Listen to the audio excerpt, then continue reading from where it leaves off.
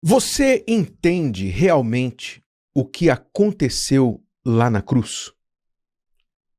Você tem completo entendimento? Eu vou lhe confessar uma coisa. Eu ainda estou entendendo.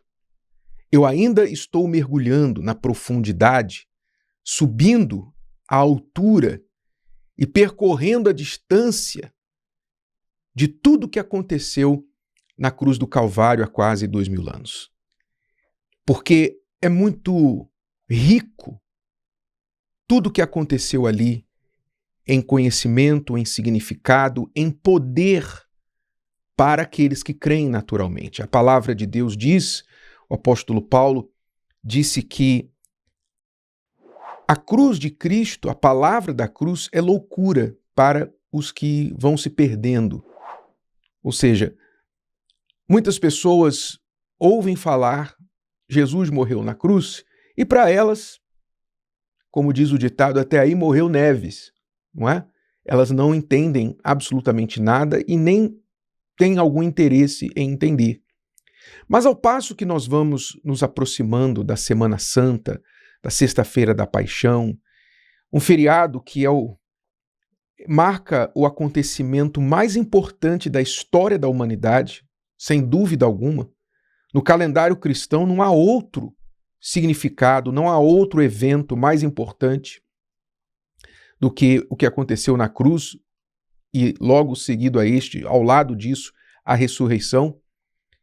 Mas um feriado que é, normalmente, como todos os feriados religiosos, as festas religiosas, é sequestrado por outros significados seculares, como o coelho de Páscoa, como o chocolate, ovos de chocolate e todas as outras tradições associadas a este dia. Mas o verdadeiro significado, infelizmente, fica de lado. Vamos entender aqui, entre tantas coisas, uma das mais importantes do que aconteceu lá na cruz. O que a cruz significa, o evento do Senhor Jesus ter morrido na cruz, o que isso significou para mim e para você. Diz o texto, lá em Efésios, eu vou ler na versão mais atualizada para facilitar o entendimento. Efésios capítulo 2, a partir do 13, diz assim que agora, unidos com Cristo Jesus, vocês que estavam longe de Deus foram trazidos para perto dele pela morte de Cristo na cruz. Então veja, claramente, a morte do Senhor Jesus na cruz teve por objetivo, um dos objetivos, trazer para perto os que estavam longe. O que é estar longe? Longe de Deus. O que significa estar longe de Deus? Você provavelmente já se sentiu assim. Como é o sentimento de estar longe de Deus? É algo curioso porque, por um lado, nós sabemos que Deus está em todos os lugares. Então Deus está aí perto de você, está aqui perto de mim, pois Ele é onipresente. Não existe um lugar nesse universo que a gente possa fugir da presença de Deus. Então como é que eu posso estar longe de Deus se Ele está em todos os lugares? Você já deve ter sentido longe de Deus. Como é essa sensação?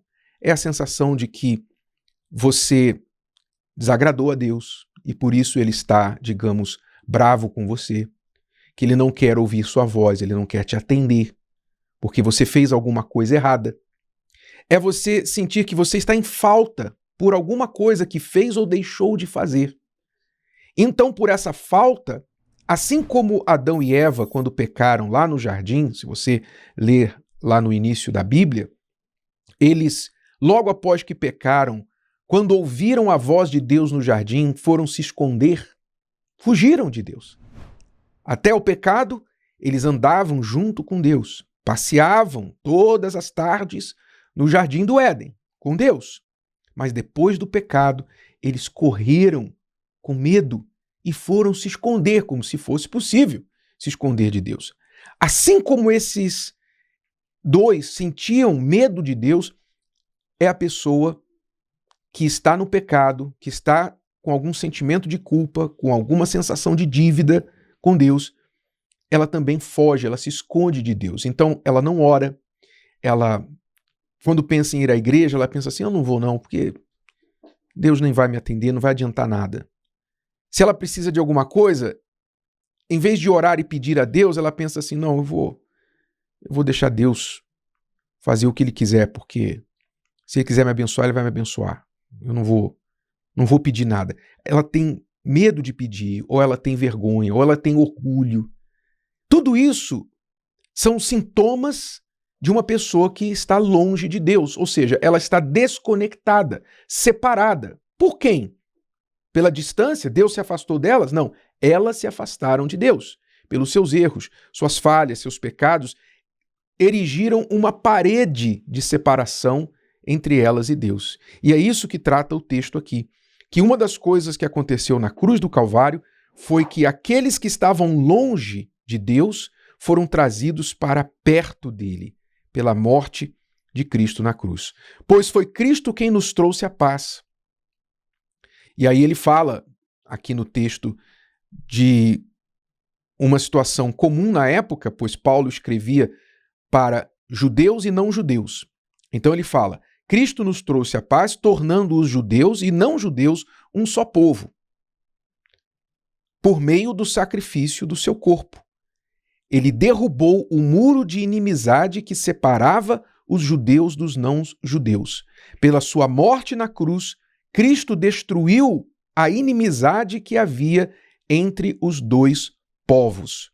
Por meio da cruz, ele os uniu em um só corpo e os levou de volta para Deus. Quer dizer, lá na época do apóstolo Paulo e toda a época bíblica, Deus tinha se revelado através de Abraão e iniciado através dele um povo escolhido, o povo de Israel. Então o povo de Israel interpretava muitas vezes equivocadamente esta sua eleição e acabava se achando melhor, acabava se achando superior aos povos gentios. Não entendeu que o plano de Deus, ao ter escolhido Israel, era para que através dele viesse o Salvador, que então traria a bênção para todas as famílias da terra, que foi o que Deus prometeu a Abraão, dizendo, em ti serão benditas todas as famílias da terra. Como Deus poderia abençoar todas as famílias da terra, desprezando as outras nações fora de Israel? Não poderia fazer isso. Não faz sentido, mas muitos de Israel interpretaram errado esta eleição e se achavam melhores que os gentios. Mas Jesus veio esclarecer que não, que através de Israel, aquela promessa feita a Abraão, em ti serão benditas todas as famílias da terra, seria cumprida no Senhor Jesus. Pois através de Jesus, todas as famílias da terra, todos os povos, nações, línguas, culturas, todas as pessoas que creem nele podem ser benditos, como Deus prometeu a Abraão. Então, é o que Paulo está dizendo aqui. Aquela separação que havia, né? Eu sou judeu, você é gentio, judeu não se mistura. Lembra da mulher samaritana que falava com Jesus? Como é que você pode, judeu, falando comigo, que sou mulher samaritana? Quer dizer, essas rixas do mundo, essas besteiras que as pessoas vão criando para separar umas das outras, os grupinhos, não é? É judeu com não judeu, é o rico com o pobre, é o branco com o negro, é a pessoa de uma nacionalidade e a pessoa da outra nacionalidade. Não, eu torço para esse time, você torce para aquele time. Não, eu sou isso, eu sou evangélico, você é católico, você é judeu, você é muçulmano. Essas misturas que ao mesmo tempo são divisões, Deus veio dividir, aliás, veio destruir, derrubar tudo, todas essas paredes de separação com um só golpe. Um só golpe, com um só tiro, digamos assim, lá na cruz. E é isso que Paulo está falando aqui. Por meio da cruz, ele os uniu em um só corpo e os levou de volta para Deus. Quer dizer, Deus une através da cruz aquilo que aconteceu lá na cruz, Deus une todas essas pessoas que a sociedade divide, que os ismos e as ideologias dividem. Não é? Você olha o mundo vive em pé de guerra porque as pessoas vivem brigando umas com as outras, a esquerda com a direita, esse grupo com aquele grupo, todo mundo brigando. Mas o que une as pessoas? O que une? Se você encontrar um grupo de pessoas que verdadeiramente creem no que aconteceu lá na cruz, você vai ver que ao redor da cruz ali estão reunidos judeus, árabes, ricos, pobres, aqueles que são de uma nacionalidade, de outra nacionalidade rival, de uma ideologia, de outra ideologia. Não existem mais essas paredes de separação, porque a cruz une a todos. E eu vi isso em primeira mão quando eu estive em Israel neste último mês de janeiro, para inaugurar o nosso centro lá em Tel Aviv. Eu vi lá mais de 20 nações, incluindo judeus e árabes, na inauguração da nossa central, do nosso centro de ajuda lá em Tel Aviv. Pessoas de todas as, não todas, mas muitas, várias nacionalidades, incluindo judeus e árabes, em plena guerra de Israel contra o Hamas, estavam lá no mesmo lugar, pacificamente, cantando em uma só voz, ouvindo uma só palavra, a palavra da cruz. É isso que a cruz faz. A cruz tem esse poder de unir os povos, unir as pessoas que estão separadas, que estavam separadas. Nós temos trabalho na Ucrânia e temos trabalho na Rússia. Nós temos ucranianos e russos que se veem como irmãos. O que os une? A cruz. A cruz. Porque a cruz derruba as paredes de separação. E isso acontece no nível internacional, no nível nacional, social, comunitário e também dentro de casa. O dia que a sua família, os seus familiares, se renderem à cruz do Senhor Jesus, seus problemas familiares vão acabar. Seu problema de casamento vai acabar. O problema com seu filho, com a sua filha, seu marido, mãe, pai, irmão, esses problemas que dividem vocês vão acabar quando os membros da sua família se renderem ao pé da cruz.